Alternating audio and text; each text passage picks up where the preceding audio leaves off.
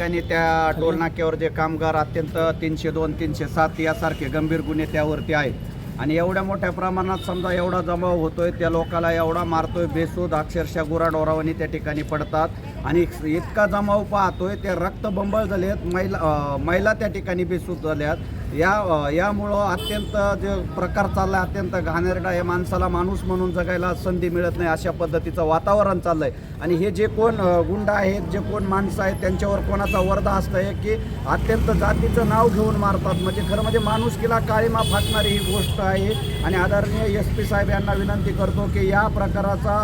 आणि असं कळतंय की ते पोरं जे टोलनाका चालवतात आणि त्या ठिकाणचे CCTV त्यांनी रिमूव्ह केलेत। म्हणजे खरं म्हणजे या ठिकाणी येत्या 2 दिवसामध्ये त्या आरोपीवर गुन्हा जर दाखल नाही केला, त्या आरोपीला अटक नाही केलं तर आम्ही सर्व समाज बांधव म्हणून त्या ठिकाणी त्या टोल नाक्यावर तीव्र स्वरूपाचं आंदोलन करणार आहोत आणि